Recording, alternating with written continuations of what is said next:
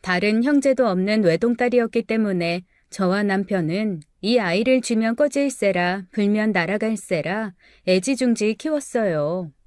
아이는 다행히 아무 탈 없이 건강하게 자라주었어요. 딸은 남편과 저의 가장 중요한 삶의 이유였답니다. 저희는 결혼을 일찍 한 편이었는데 한동안 아이가 생기지 않았어요. 그렇게 기대하다가 오랜만에 들어선 아이가 이 딸아이였죠. 그러니 더 금이야 오기야 할 수밖에 없었답니다. 그런데 아이가 대학교에 들어가고 나서 얼마 안 되어 남편이 그만 암 진단을 받게 되었어요. 고치려고 팔방으로 노력을 해보았지만 치료하기에는 너무 늦게 발견되었던 것이었죠. 남편은 3년 정도를 암과 싸우다가 결국 딸의 대학 졸업식을 보지도 못하고 세상을 떠나고 말았습니다. 그렇게 5년이 더 흘러서 이제 딸의 나이가 홍기가 꽉 찬 나이 28살이 되었어요. 딸의 나이가 이쯤 되니 이제 결혼에 대해서 슬슬 이야기가 나올 때가 된 것이었죠. 그런데 늘 제게 살갑고 효성스러웠던 딸은 결혼 문제에 있어서도 저를 속썩이지 않더라고요. 이제 막 딸의 결혼에 대해서 본격적으로 고민을 해보아야겠다 싶은 시점에 딸이 결혼하고 싶은 사람이 생겼다고 하더라고요. 그리고 그 사람을 집에 데리고 와서 제게 인사를 시켰습니다. 어머나, 세상에, 이게 누구세요? 이게 도대체 어떻게 된 일이에요? 딸이 결혼하고 싶다는 분이 바로 이분이라니. 어떻게 이런 인연이 다 있죠? 그때 인사도 못했는데 어디로 가버리셔서 얼마나 찾아 헤맸는지 몰라요. 저는 딸이 결혼하겠다고 데리고 온 남자를 보고 기쁜 마음에 펄쩍 뛰었죠. 그건 아주 반가운 놀라움이었어요. 사위가 될 이 사람과 어떻게 알게 되었는지부터 이야기해드려야 할 것 같네요. 남편이 세상을 떴을 때 저나 딸아이나 그나마 담담할 수 있었던 것이 3년간이나 되는 오랜 암투병 끝에 세상을 떠났기 때문이었어요. 남편, 아빠와의 이별을 각오할 시간이 주어졌기 때문이었죠. 남편은 병원에 있던 몇 년 중 마지막 1년은 통증을 다스리기 위한 모르핀만을 가지고 연명했답니다. 그래서 남편이 떠났을 때 저는 한편으로는 이제 고통 없는 세상으로 갔겠구나 했어요. 그렇지만 또 한편으로는 아직도 젊은 나이에 암으로 인한 고통에 시달리다 떠났다고 생각하니 바닥에 뒹굴 정도로 마음이 쓰리고 아파오기도 했죠.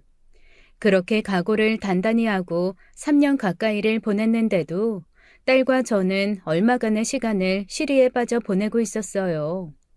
남편과 같이 살던 이 집, 물론 오랜 기간 병원에 있긴 했었지만 남편의 손길이 여기저기 남아있는 집이었답니다. 슬픔을 빨리 잊기 위해서 이사를 할까도 생각했어요. 서울을 떠나 경기도권 내에 있는 경치 좋은 곳을 찾아보아야겠다는 생각을 했죠. 세상이 그저 텅 빈 것 같은 상황에서 경기도권 내에 있는 집을 알아보러 시외로 나가는 버스를 타고 안산 쪽으로 가다가 의왕시쯤에 내리게 되었답니다. 의왕시에 살고 있는 친구 하나가 생각났기 때문이었죠. 그 친구한테 연락을 해서 온 목적을 이야기했더니 너무나 반가워하는 것이었어요. 그리고 저더러 의왕저수지 부근에서 만나자고 하더라고요. 경치가 좋았고 사방이 건물로 막힌 서울에 비해서 탁 트여있는 시원함이 좋았어요. 잠시나마 시름을 잊을 수 있었죠. 호숫가를 천천히 거닐었답니다. 그런데 날씨가 아주 맑은 날씨는 아니었어요. 약간 구름이 끼어 있고 바람도 부는 날씨였죠. 아차하는 순간에 제가 목에 두르고 있던 스카프가 바람에 날려 저수지에 떨어지고 말았답니다. 그 스카프는 남편이 세상을 떠나기 직전에 시동생을 시켜서 제게 생일 선물로 사다 준 의미 있는 물건이었어요. 즉 남편이 이 세상에서 제게 준 마지막 선물이었죠. 그런데 물에 빠진 스카프가 바람에 날려서 호수 중간에서 호숫가로 밀려오더라고요. 저는 이때다 싶어서 호수에 뛰어들었답니다. 그런데 그때 마침 또 불어오던 센 바람에 스카프가 저에게서 멀어지면서 호수의 중심 쪽으로 갔어요. 저는 어떻게든 그 스카프를 잡으려 애쓰며 따라가고 있었죠. 그러다가 저도 모르는 사이에 바닥에 발이 닿지 않는 깊은 곳까지 가버리게 되었어요. 운동을 한다고 피트니스 센터 같은 곳에 등록을 해본 일은 있었지만 수영을 배워본 적은 없었답니다. 당연히 저는 물속으로 들어갔다 나왔다를 반복하는 위태한 상황에 처하게 되었죠. 점점 숨도 막혀왔답니다. 살려주세요 소리가 저절로 나왔어요. 그런데 먼저 떠난 남편이 저를 살렸던 것일까요? 갑자기 어떤 젊은이 하나가 물로 뛰어들어 제 쪽으로 빠르게 수영을 해서 다가오는 것이었어요. 스카프, 저 스카프, 저것 좀 주워주세요. 저는 정신이 점점 희미해지는 순간에도 스카프에 집착하고 있었어요. 제가 정신을 잃어가면서도 그 스카프를 찾으니까 그 젊은이가 저를 물 밖으로 데리고 나오면서 스카프도 같이 가지고 나와주었죠. 그 젊은이가 그렇게 저를 구해주지 않았더라면 저는 호수 가운데서 꼼짝없이 익사했을 거예요. 말하자면 제 생명을 구해준 은인이었죠. 그런데 제가 물 밖으로 나와 그 스카프를 꼭 쥔 채로 헐떡이는 사이에 그 청년은 어느새 어디론가 가버리고 없더군요. 이게 어떻게 된 일이니? 물에 빠졌었다면서? 도대체 호수엔 왜 들어갔어? 그것도 이 쌀쌀한 날씨에. 이상 없는지 알아보러 병원부터 가자. 아니야, 아픈 데 없어. 그보다 사람을 하나 찾아야 하는데 나랑 같이 좀 돌아다녀줘. 내 생명을 구해준 사람인데 정신을 차리고 보니까 사라져버렸어. 친구가 오고 시간이 지나서 어느 정도 정신을 차리게 되었을 때 저는 그 젊은이를 찾아 정신없이 호숫가를 헤맸답니다. 생명의 은인을 그렇게 보낼 수가 없었어요. 그런데 결국 그 사람을 찾지 못하고 말았죠. 그 일이 내내 가슴속에 남아있었고 언젠가 우연이라도 마주칠 기회를 주십사하고 하늘에 빌었습니다. 그런데 그런 기도가 효험이 있었나 봐요. 글쎄 딸이 결혼하겠다고 데려온 사람이 바로 제 생명을 구해준 그 젊은이였답니다. 정신없는 상황에서 본 얼굴이지만 저는 또렷이 기억할 수 있었어요.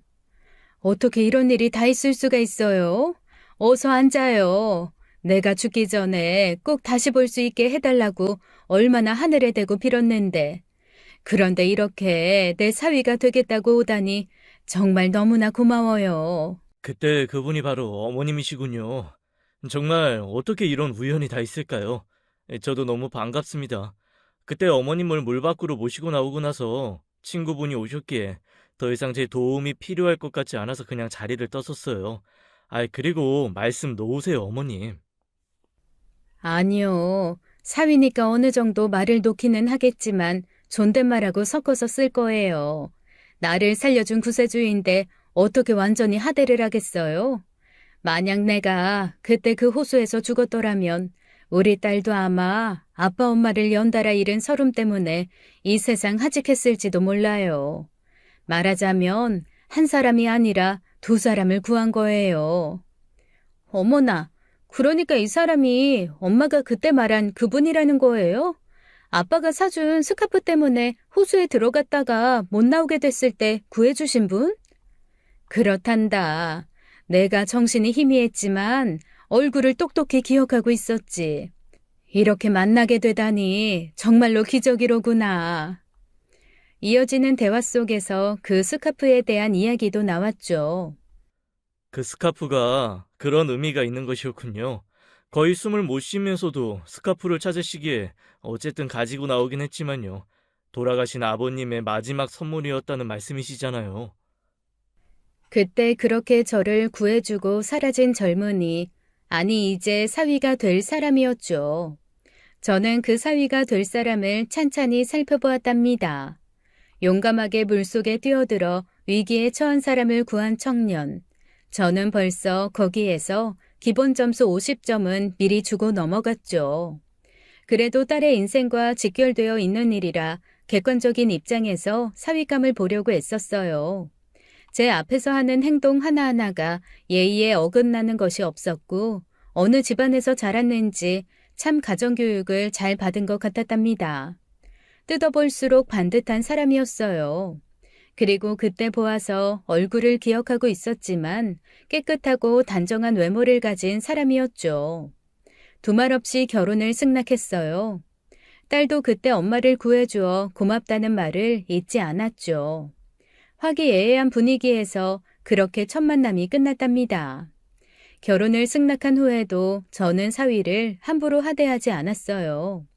제 목숨을 구해준 은인에게 어떻게 그럴 수 있겠어요? 사위의 성격은 부침성이 좋고 사람에게 살가웠답니다.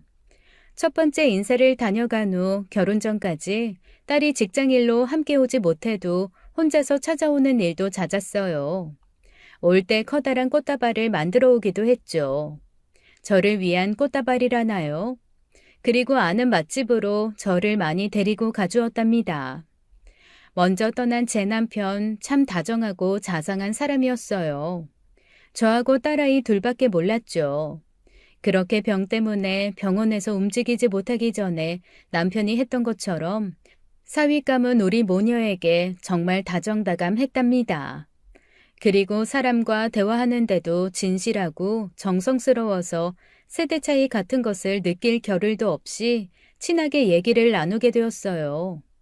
갑자기 사위가 되겠다고 찾아온 사람이 아니라 오랜 세월 동안 아들로 키운 사람 같았죠.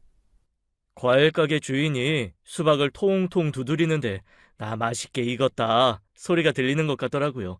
그래서 사왔어요. 저도 시원하게 한 조각 먹고 싶어요, 어머니. 얼른 잘라주세요. 그리고 어느 날은 선물이라며 아가씨들이나 가지고 다닐 만한 예쁜 색깔의 립스틱을 사가지고 오기도 했답니다. 이걸 보니까 장모님 생각이 나서요. 잘 어울리실 것 같아서 샀어요. 이거 꼭 바르고 다니세요, 장모님. 올 때마다 뭘 이렇게 사들고 오시는가. 이제 남의 집도 아닌데. 그리고 내 나이에 그런 색깔은 좀 안 어울리는 것 같네만. 이건 그냥 딸아이에게 주시게나. 아니요. 장모님은 충분히 소화하실 수 있으실 것 같으세요. 한번 발라보세요. 제 말이 맞을 거예요. 아이, 거 보세요. 잘 어울리시잖아요. 저한테 이렇게 살갑게 할 때야 딸한테는 얼마나 잘할까 생각이 들었답니다. 어느 날 딸에게 물어보았어요. 사윗감의 성격이 어떤지, 어떤 점이 그렇게 마음에 드는지 얘기해 보라고 했죠. 엄마, 그 사람은 남자만 아니라면 천사라고 할 만해. 아니, 참, 원래 천사는 남자라던데? 나한테는 천사 같은 남자야, 엄마. 식당에 가도 내가 먹고 싶은 게 우선이고, 어딜 놀러 가자고 해도 꼭 내 의견에 따라서 가주거든. 저는 하늘에 있는 남편이 자신이 일찍 떠난 대신 이런 사위를 보내주었구나 싶었답니다. 결혼식을 미룰 이유가 없었죠. 사돈댁에서도 우리 딸을 마음에 들어 하셨어요. 애지중지 키웠지만 제대로 가르치며 키웠죠. 어디 나가서 손가락질 당하는 일은 절대로 없게끔 교육시킨 딸이었어요. 양쪽 집안에서 며느리 사위 될 사람을 다 마음에 들어하니 결혼은 일사천리로 진행되었답니다. 안사돈과 바깥사돈의 성격을 사위가 많이 닮았다는 생각이 들더군요. 그분들은 자신들의 의견을 고집하시는 일 없이 꼭 제 의견을 자세히 물으셔서 모든 것을 결정하시고자 했어요. 그래서 결혼식 준비도 재미나게 할 수 있었답니다. 딸 하나만 키웠으니 이런 재미를 이 다음에는 또 볼 방법이 없잖아요. 사돈댁에서는 마치 그것을 배려라도 하듯이 저를 대하시더군요. 뭐 하나 걸리는 것 없이 마음에 드는 사윗감과 사돈댁이었죠. 많은 하객이 참석해서 성대하게 결혼식을 치르고 신혼여행을 갔다 온 딸과 사위는 우리 집에서 멀지 않은 곳에다 신접살림을 차렸답니다. 연애할 때도 알콩달콩 싸움 한 번이 없더니 신혼살림도 그렇게 알콩달콩 살았어요. 저는 인생에서 또 한 가지 큰일을 무사히 치른 것에 대해 하늘에 감사했고 먼저 떠난 남편에게 그지없이 고마웠죠. 남편을 봉안해둔 납골묘에 가서 고맙다고 인사를 했어요. 우리 모녀를 당신이 보살펴주고 있다는 거 잘 알아요. 그렇지만 당신 참 무심하고 바보 같은 사람이에요. 살아있었으면 저 착하고 귀한 사위 재미 다 보는 건데. 여기까지 말하고는 그저 그만 눈물이 나와 말을 중단할 수밖에 없었어요. 집안에 큰 경사를 맞게 되니 먼저 떠난 남편이 더욱 그리웠답니다. 기쁨과 슬픔이 섞인 눈물을 한동안 납골묘 앞에서 더 흘린 후에 저는 집으로 돌아왔어요. 그렇게 세월이 흘렀죠. 어느덧 딸이 결혼한 지도 3년이 지나고 있었어요. 결혼한 지 3년 되던 결혼 기념일을 지낸다고 둘은 여행 준비에 여념이 없더군요. 신혼여행 때 다녀왔던 제주도에 다시 가려는 것 같았어요. 엄마 선물 많이 사오겠다며 둘은 제주도를 향해 출발했어요. 그런데 너무 행복하면 그걸 또 하늘이 질투하는 것일까요?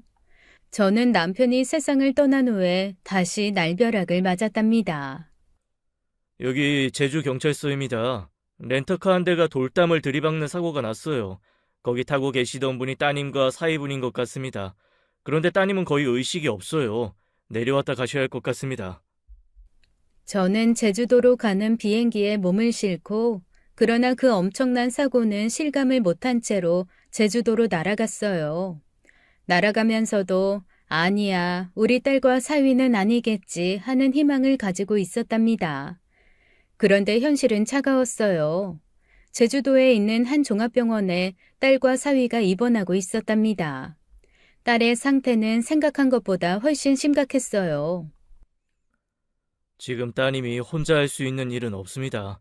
절명하신 것은 아닙니다만 그저 본능적으로 호흡만 하고 있을 뿐이에요. 자신이 호흡하는 것도 언제 힘들어질지 모르고요. 그러면 인공호흡기를 사용해야 해요. 그렇다면 설마 우리 딸이 이런 상태를 흔히 식물인간 상태라고 하죠. 댁에 가까운 곳으로 환자를 데리고 가시는 게 좋겠습니다. 남편이 떠났을 때보다 더 황망했답니다. 그때야 몇 년간에 걸쳐서 각오라도 했죠. 이번엔 정말 아무 생각 없이 있다가 당한 사고였어요. 의사가 식물인간이라는 표현을 입에 담는데도 실감이 나질 않더라고요. 눈물조차 흐르지 않았어요. 불행 중 다행인 것은 사위가 운전대를 잡았던 팔과 갈비뼈 몇 개가 부러진 것 외에는 큰 부상이 없다는 사실이었죠. 장모님 죄송합니다. 제가 운전을 잘못하는 바람에 이런 일이 생겼어요. 정말 죄송합니다. 집사람이 일어나지 못할 수가 있다니 저는 그렇게 되면 살아갈 의미가 없어요. 사위가 크게 다치지 않았다는 것에 안도하기도 했지만 한편으로는 왜 운전을 좀 더 조심해서 하지 않았나 하는 원망도 마음속을 스쳐 지나갔어요. 그렇지만 사고가 예고를 하고 찾아오는 것도 아니고 더욱이 사고를 당하고 싶어서 당하는 사람이 어디 있겠어요. 운수가 나빴다고 할 수밖에요. 그래서 그런 원망의 내색을 하지는 않았죠. 무엇보다도 딸과 결혼하고 3년간 사위는 제가 딸을 애지중지 키울 때보다 더 아껴주었었답니다. 식사 준비까지도 딸에게 모두 맡겨두질 않았어요. 돌아가면서 준비하는 것 같더라고요. 딸 하나만 키웠기 때문에 공주님으로 키웠지만 결혼하고 나서는 세상에서 제일 행복한 왕비마마 같았죠. 그리고 저를 죽음의 문턱에서 구해준 생명의 은인이었고요. 그렇기 때문에도 스쳐 지나가는 원망의 마음을 밖으로 내색하지 않았답니다. 그런데 딸이 그렇게 누워있는 와중에 제 걱정거리가 하나 더 생기고 말았어요. 다름이 아니라 사위가 사고에 대해서 크게 자책하면서 먹을 것조차 제대로 먹지 않는 것이었죠. 제주도에 있는 며칠 동안 저도 정신이 나가 있었지만 사위는 정말 실성한 사람 같았답니다. 누워서 간신히 눈만 뜨고 있는 딸에게 어서 집에 가자며 일으키려고 하기도 했어요. 저는 그래서 그런 사위까지 돌봐야 했죠. 자책감이 너무나 심한 것 같더라고요.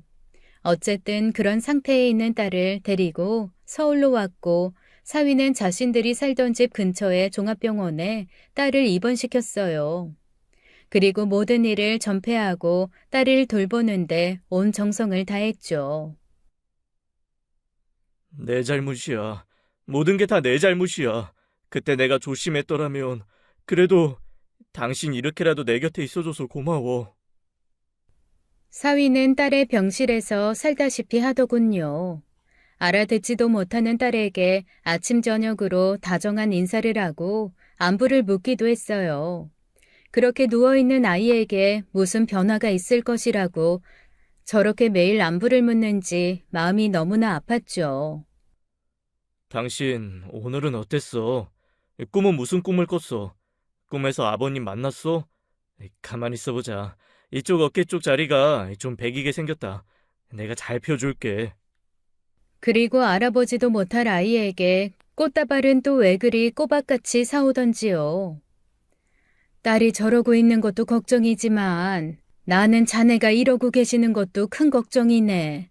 현실을 인정할 줄도 알아야지. 저 애가 뭘 알아본다고 매일 이렇게 꽃까지 사다 바치시는가. 아니에요, 어머님. 저 사람이 말을 못해서 그렇지. 분명히 알아볼 거예요. 프리지아하고 튤립을 그렇게 좋아하셨어요. 사고 전에도 늘 사들고 가던 꽃이었는데 받을 때마다 어린아이처럼 좋아했는걸요. 그리고 하루에 3번을 꼬박같이 딸의 손발과 몸을 닦아주며 여전히 대답 없는 아이에게 이말저말 붙이고 있었죠. 물수건이 너무 뜨거워서 그러는 거야? 오늘 당신 기분이 별로 안 좋아 보이네. 내가 나가서 당신 잘 먹던 쌀국수라도 사올게. 먹지는 못하더라도 냄새라도 맡아보라고. 그리고 벌떡 일어나서 먹어주면 더 고맙고. 그래서 사위는 병원에서 모르는 사람이 없을 정도로 애처가라고 소문이 났답니다. 하루에 한 번씩 몸을 못 가누는 딸을 휠체어에 지탱해 앉히고 바깥 공기를 쉬어주러 나가기도 했죠. 마나님 모시고 마실 나가는가 봐요. 아이고, 마나님은 얼마나 행복할까. 이렇게 지고지순한 남편이 24시간 붙어서 비위를 맞추고 있으니 우리 남편은 나하고 산 지 40년이 되어오는데도 꽃 한 송이 사온 일이 없다오. 그리고 이제 이렇게 병이 들어서 또 나를 힘들게 하고 있는 거지. 힘 안 들어요? 그리고 대답도 없는 사람한테 무슨 말을 그렇게 많이 붙여요. 제가 운전을 잘못하지만 않았으면 이 사람이 이렇게 될 일 없었을 거예요. 그 사실 하나만으로도 저는 제 남은 인생 이 사람한테 다 바칠 거예요. 그리고 이 사람 절대로 제 말 못 알아듣지 않아요. 저도 느낄 수 있어요. 꽃향기도 맡고 모습도 볼 거예요. 틀림없어요. 정성도 이런 지극정성이 없었어요. 그런데 사위의 이런 정성에도 불구하고 의료진으로부터 좋지 않은 이야기를 듣게 되었습니다. 사고 후 3개월 안에 깨어나지 못하면 회복될 가능성이 거의 없다고 보셔야 돼요. 이제 어머님도 남편 되시는 분도 서서히 마음의 준비를 해두세요. 딸은 사위가 빈틈없이 돌보고 있었기에 그 말을 듣고 집으로 와서 그냥 하염없이 눈물을 흘렸어요. 그 눈물이 그날 하루로 그치지 않았어요. 매일이 눈물이었죠. 남편이 떠났을 때 남편의 손길이 이리저리 묻은 집안을 둘러보고 서러웠던 생각이 났어요. 딸이 쓰던 방에 들어가 앉아 있으니 건강한 시절에 생기발랄하던 딸의 모습이 눈앞에 새록새록 하더군요. 엄마, 나 엄마가 소풍 가서 쓰라고 준 돈 하나도 안 쓰고 그냥 가져왔어. 엄마 맛있는 과자 사주려고. 엄마가 싸준 과자 내가 다 먹었거든. 그런 딸의 마음이 얼마나 기특했던지요. 귀엽고 기특해서 꼭 안아주었던 기억이 났어요. 도대체 내가 전생에 무슨 죄를 지었기에 남편을 일찍 여인 것도 모자라 딸까지 저렇게 되었는지 팔자 탓을 하는 수밖에 없었답니다. 의사가 말한 그 3개월이 지났는데도 딸이 깨어날 기미를 보이지 않았어요. 어머니, 세상엔 과학으로 설명되지 않는 일이 더 많아요. 저는 이 사람 꼭 깨어날 거라고 믿습니다. 오늘은 이 사람이 좋아하던 시집을 가지고 왔어요. 사고 전에도 시를 읽는 것을 좋아했잖아요. 시인이 되고 싶은 꿈이 있었다고도 했고요. 매일 눈물로 지새고 있었지만 사위의 그 변할 줄 모르는 정성에는 감동하지 않을 수 없었어요. 말씀드린 대로 병원에 소문이 자자했고 병원 안의 모든 사람이 사위를 칭찬했답니다. 그리고 저는 딸과 사위가 같이 살던 집에 가보고는 깜짝 놀랐어요.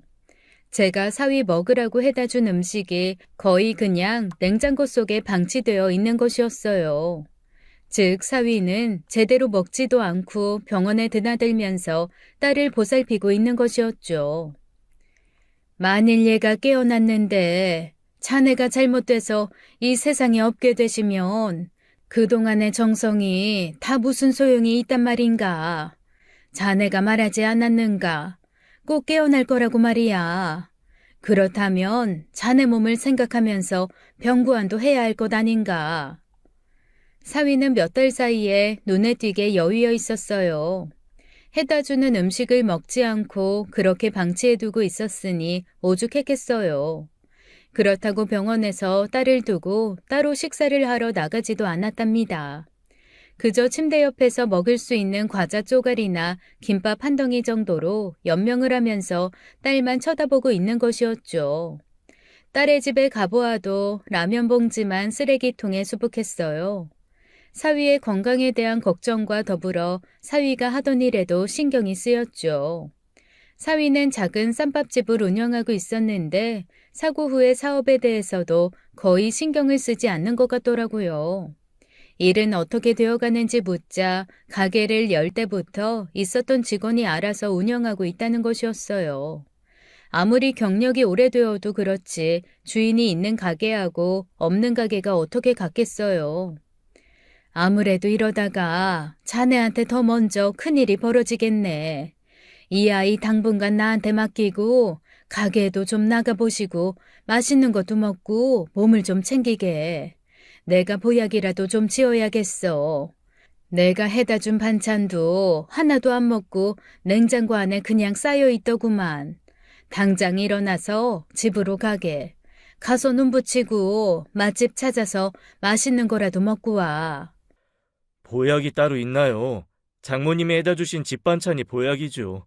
그동안 해다 주신 거 그렇게 버리게 만들어서 정말 죄송해요.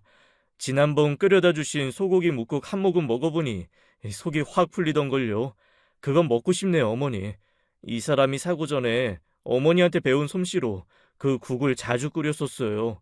그게 너무 그리워서요. 사위가 좋아하는 음식은 제가 모두 알고 있었어요. 사고 전에 딸이 또 생각나더군요. 엄마, 불고기 낙지찌개 어떻게 끓이는 거예요? 이 사람하고 나하고 어떤 식당에서 먹었는데 맛있더라고요. 그래서 집에서 한번 해보려고 재료 사왔어요. 딸은 하루에도 몇 번씩 전화를 걸어서 사위가 잘 먹는 음식의 조리 방법을 물었고 그때마다 자세히 가르쳐 주었었거든요.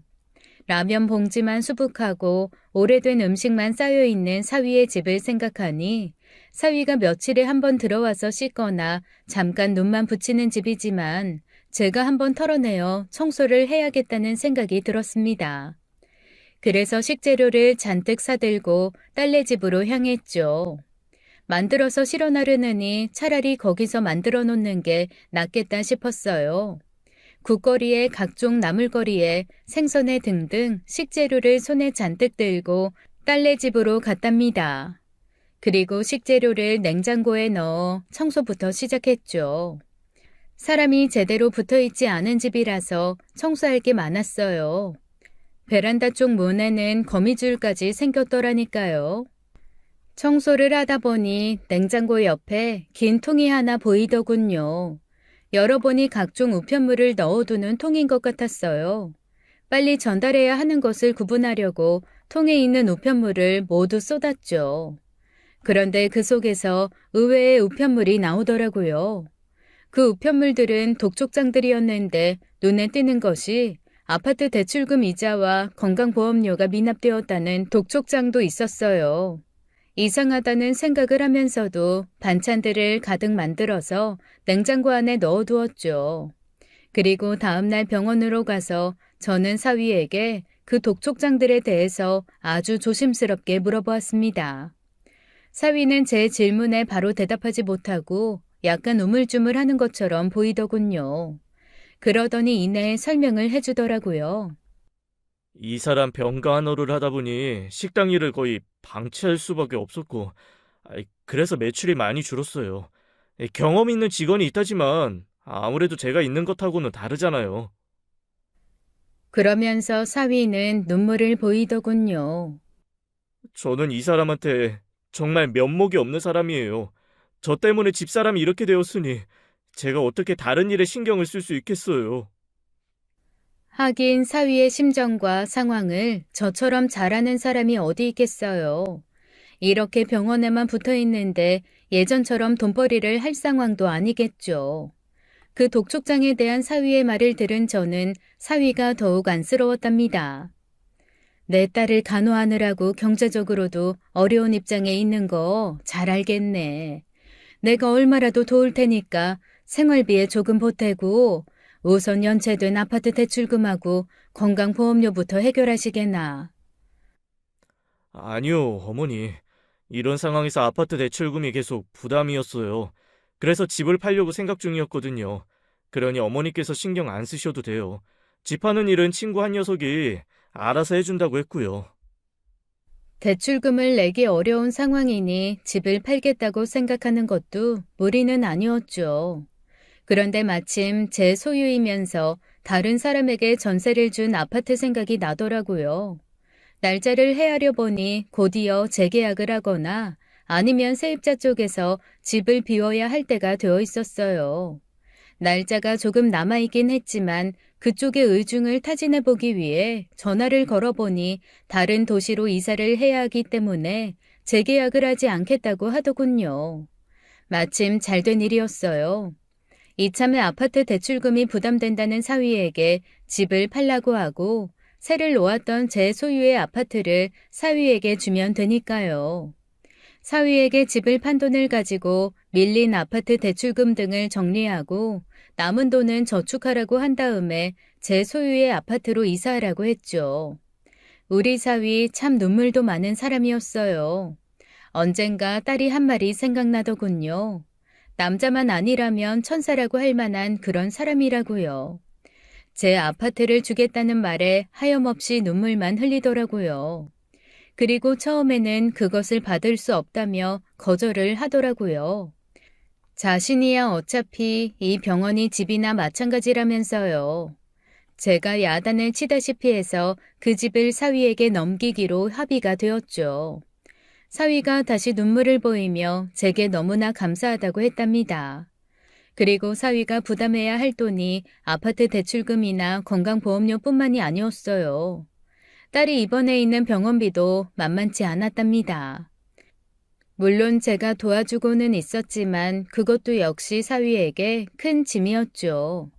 그래서 저는 붓고 있던 적금을 해지해서 사위에게 입금해 주어야겠다고 생각했어요. 그런데 제가 정신이 나갔었나 봐요. 전날에 사위의 집에다가 지갑을 두고 나온 걸 이제야 알았던 거예요. 그 지갑 안에 신분증이니 뭐니 다 들어있는데 말이에요. 그걸 찾으러 다시 사위네 집으로 갔습니다. 그런데 사위네 집에서 지갑을 챙겨서 나오려는 순간에 누군가가 심하게 문을 두드리며 소리를 치는 것이었어요. 처음에는 소리치는 내용이 뭔지도 잘 파악되지 않았죠. 남자의 목소리가 들렸고요. 도대체 누구신데 남의 집 문을 이렇게 거칠게 두드리면서 소란을 피우는 거예요? 아무래도 집을 잘못 찾아오신 것 같으니까 얼른 가보세요. 자꾸 이렇게 고성방가하시면 경찰에 신고하겠어요. 경찰을 불러요?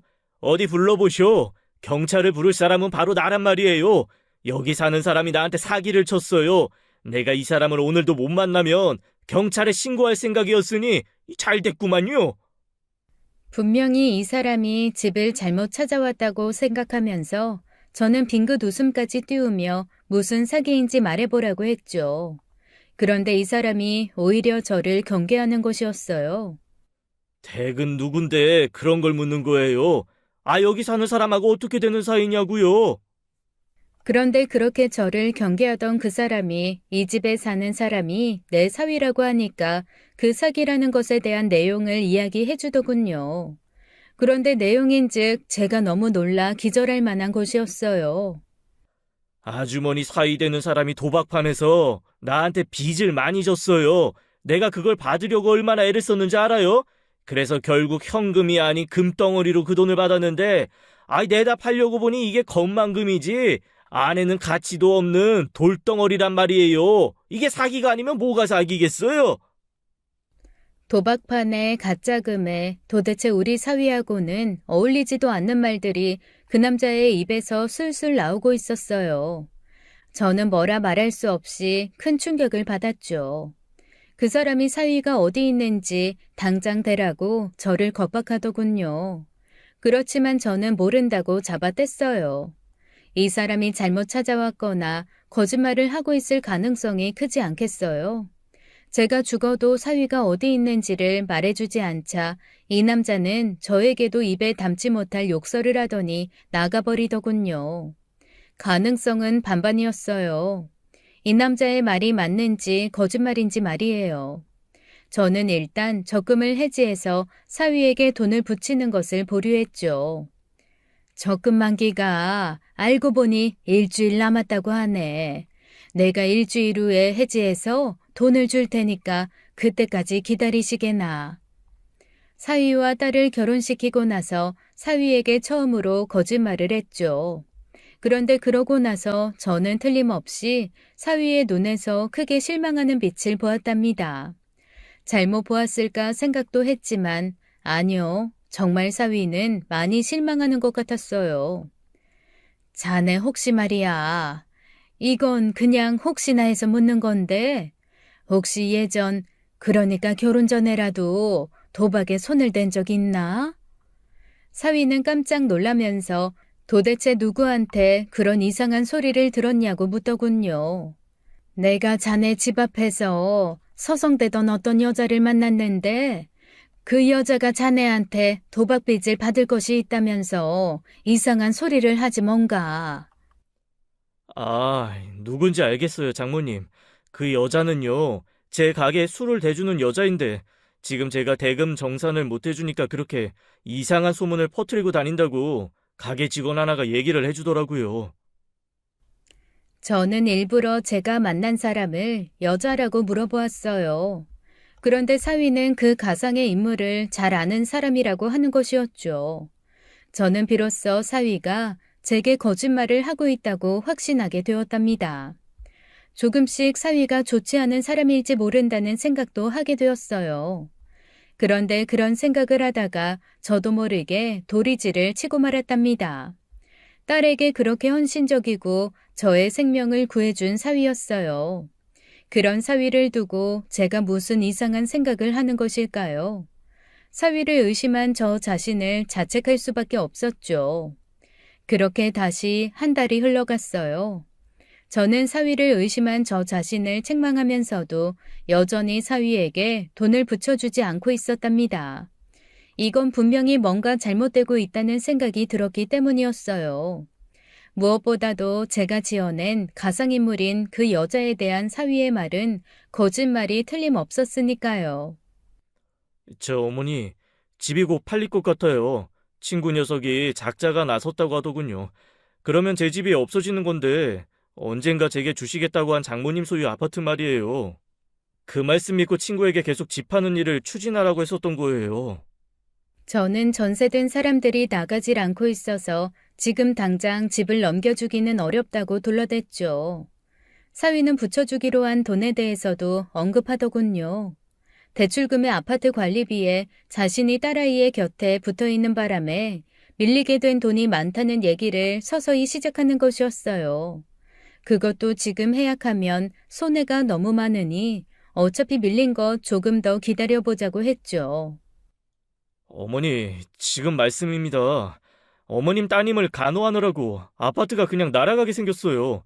대출금을 못 내니까 압류하겠다고 한다고요. 관리비도 수백만 원이 밀려 있고요. 사위의 언성이 이전에 비해서 거의 2배 이상 높아진 것 같았어요. 그리고 매일 붙어 있던 병원에도 이제 이틀에 한 번, 사흘에 한 번 이런 식으로 뜸하게 찾아오기 시작하더라고요. 그러던 어느 날이었어요. 물을 뜨러 나간 사이에 사위가 와 있더군요. 사위는 예전에 하던 대로 물수건을 가지고 딸의 손과 발 그리고 얼굴을 씻겨주고 있었죠. 그런데 딸의 목을 씻겨주는 사위의 손길이 거칠었어요. 씻기는데 열중해서 그런지 제가 들어가는 것도 모르고 있더라고요. 목을 계속 거칠게 문질러 닦아주던 사위가 저를 보고 이상하리만치 깜짝 놀라더군요. 자네, 이제 내 딸에 대해서도 생각이 달라진 건가? 그렇게 붙어있지 못해서 안달을 하더니 사흘에 한 번도 겨우 들여다보니 말이야. 그리고 아무리 느끼지 못하는 애라도 그렇게 거칠게 다루는 것을 보니 자네 마음이 변한 게 틀림없구만. 사위는 놀라서 잠시 주춤거리는 것 같았지만 곧 정신을 차리고 제게 차갑게 대꾸하더군요. 장모님께서 약속을 안 지키시니까 저 혼자 먹고 살기 위해서라도 일을 해야 하지 않겠습니까? 왜요? 사나흘에 한 번씩이나 들여다보는 게 잘못이란 말씀이세요? 그리고 목 부위를 장모님이 제대로 안 씻겨주셨나 봐요. 때가 많아서 제가 좀 많이 문질렀어요. 말소리도 평소의 사위의 말소리에 비해서 서너 배는 컸고 말투도 마치 뒷골목에서 주로 생활하는 사람의 말투 같았답니다. 저는 이런 사위를 보면서 정말 불안했어요. 제가 사람을 잘못 보았구나 싶었죠. 그토록 믿었던 사위가 거짓말을 일삼고 이젠 거의 대놓고 돈과 집을 요구하고 있었어요. 그리고 무엇보다도 딸을 대하는 태도가 많이 달라져 있었고요. 이제는 일주일에 한 번도 딸을 들여다보지 않더군요. 저는 점점 사위의 집에서 보았던 도박빚을 갚으라며 고래고래 소리를 지르던 사람의 말을 믿게 되었어요. 사위의 본성이 제 눈앞에 훤히 드러나고 있는 것이었어요. 딸에게서 관심을 거둬버린 사위를 대신해서 제가 딸의 병상을 지켰습니다. 딸이 너무나 가엾었어요. 이렇게 누워있는 것만 해도 가엾은 일인데 그토록 천사라고 믿고 있던 남편의 본색이 영 다른 사람이라니 마음속으로 우리 모녀의 팔자를 탓하면서 울었죠. 그리고 어쩌다 딸의 목으로 눈이 갔어요. 사위가 어찌나 거칠게 문질렀는지 빨갛게 피가 맺힌 곳이 몇 군데 보이더군요. 그러다가 제가 얼핏 잠이 들었었던가 봐요. 꿈에 누가 자꾸 제 옷을 잡아당기는 것이었어요. 몇 번을 계속 뿌리쳤답니다. 왜 꿈이 귀찮아서 일부러 잠을 깨려고 애쓰는 거 있잖아요. 제가 딱 그런 심정으로 다시 한번 꿈속에 그 손길을 뿌리치며 억지로 잠에서 저를 일으켰어요. 그런데 잠에서 깨어보니 제 옷을 잡아당긴 그 손길은 꿈이 아니었답니다. 손가락 한마디도 꼼짝을 못한 채 몇 달을 누워있던 딸의 손이 제 상의의 옷자락을 꼭 붙잡고 있는 것이었죠. 여기요, 선생님들, 우리 딸 좀 봐주세요. 얘가 지금 분명히 움직였어요. 제 옷을 잡고 안 놓고 있다니까요. 얼른 좀 와주세요. 저는 소리를 쳐서 의료진을 불렀어요. 간호사들이 먼저 모여들어서 제 상의를 붙잡고 있는 딸의 손에 힘이 느껴진다는 것을 확인했어요. 이어서 의사들이 우르르 몰려들었죠. 딸의 눈동자도 조금씩 움직이기 시작하더라고요. 제가 옷을 잡고 있는 손을 잡아주자 제 손을 잡는 힘이 희미하지만 느껴졌어요. 그리고 그 힘은 시간이 갈수록 점점 강해졌답니다. 이런 걸 바로 기적이라고 하나 봅니다. 제가 의사생활 거의 20년째 접어듭니다만 이런 경우는 처음 봅니다.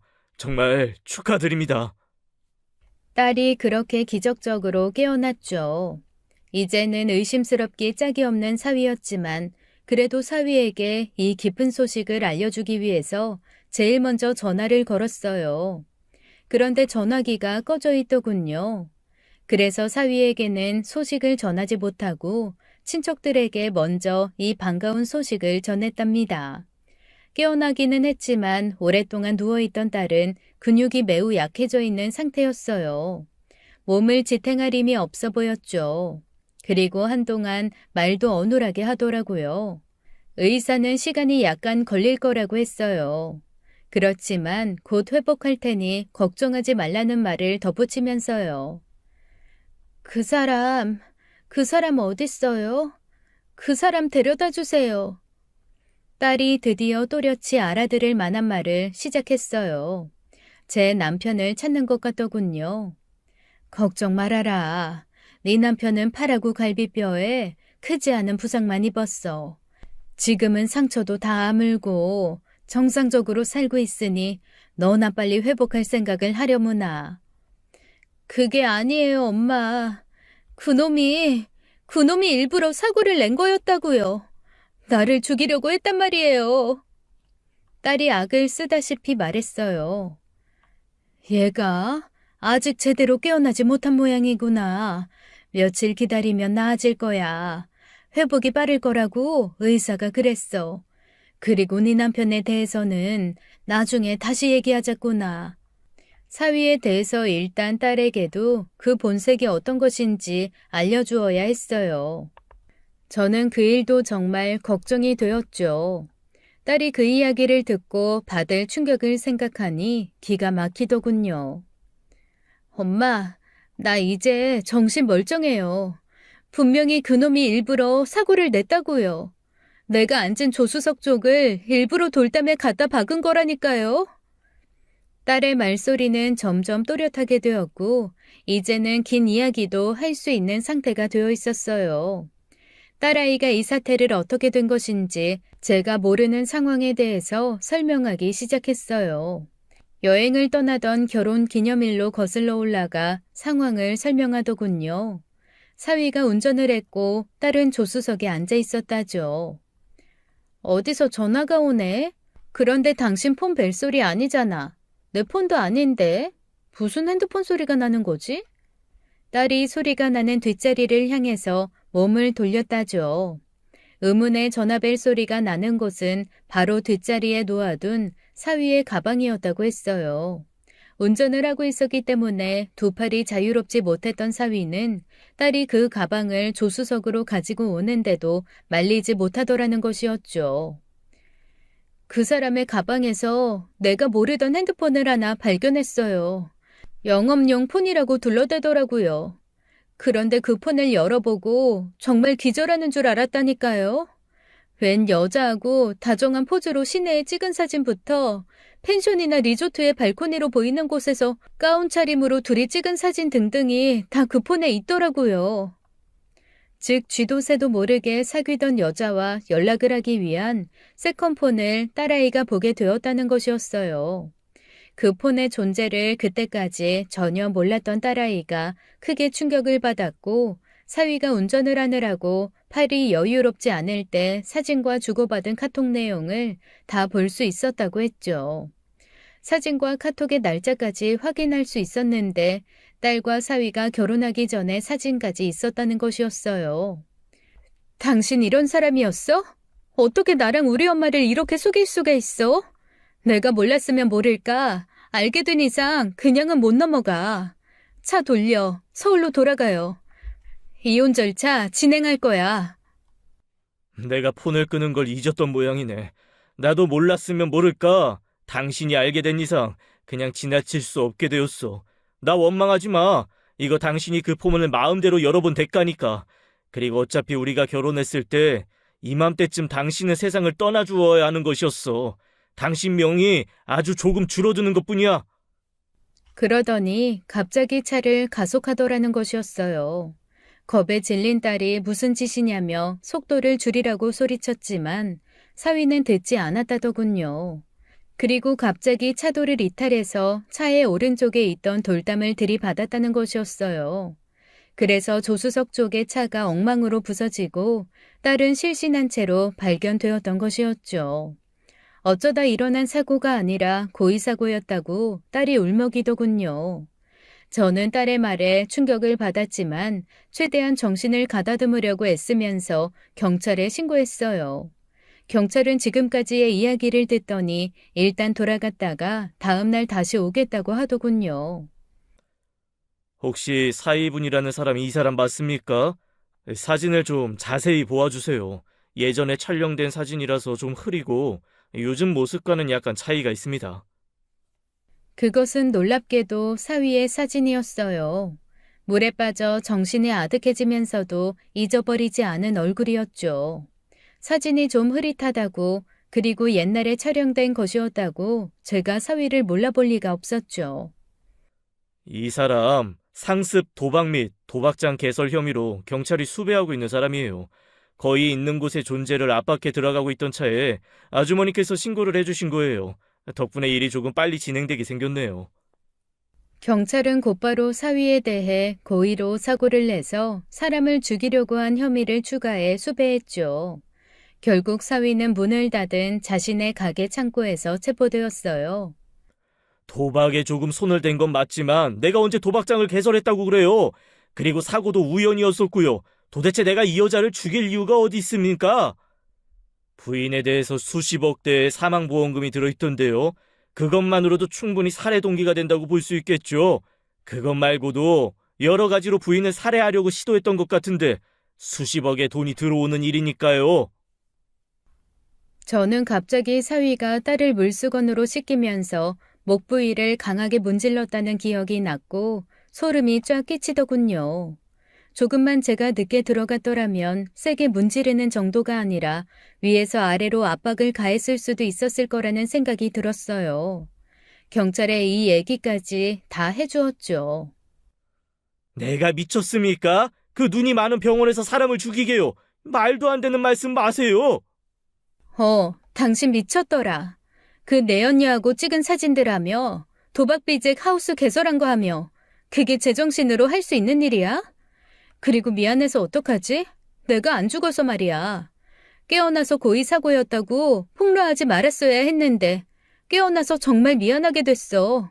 거기다가 내가 안 죽고 있으니까 내 목을 조르려고 했던 모양인데 그것까지 수포로 돌아갔으니 더 미안한데? 경찰이 그러지 않아도 수배하고 있던 인물이었기에 빈틈없는 증거를 들이대며 압박 수사를 했던 모양이더라고요.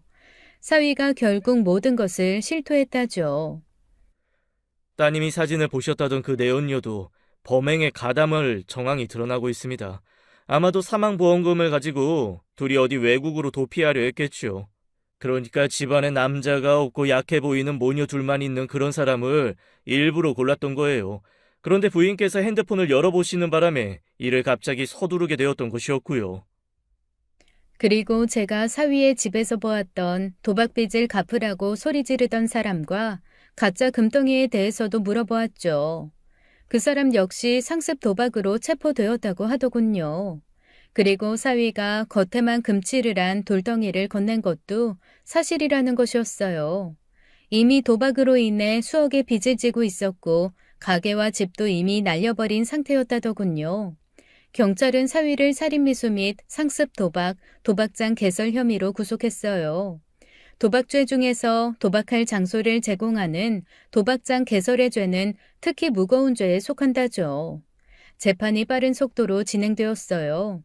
사위는 징역 10년을 선고받고 항소했지만 2심 재판부는 1심 재판에 잘못이 없다며 1심 판결대로 징역 10년을 선고했습니다.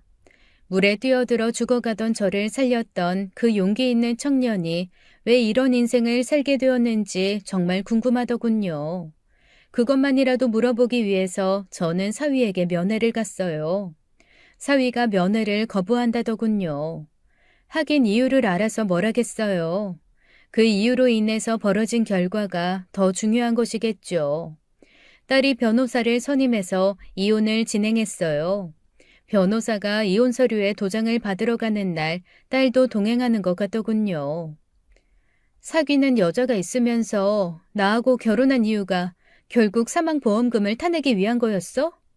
우리 아버지가 안 돌아가시고 건재하셨다면 굳이 나를 고르지도 않았을 테지.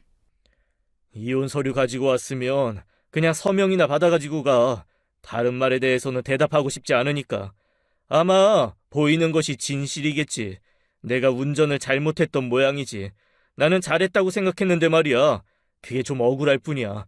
그리고 세컨폰을 꺼놓지 않은 것도 더 억울하고. 딸에게서 전해들은 사위와 딸의 짤막한 대화 내용이었어요. 이후 저는 다시는 사위를 찾아가지 않았답니다. 저의 목숨을 구해준 귀인이었던 사람, 그 사람과의 인연이 이렇게 악연인 것으로 밝혀지고 말았죠. 그저 누군가가 팔자 센 사람이 있어서 팔자를 떼느라고 그런 것이라고 생각하고 있어요.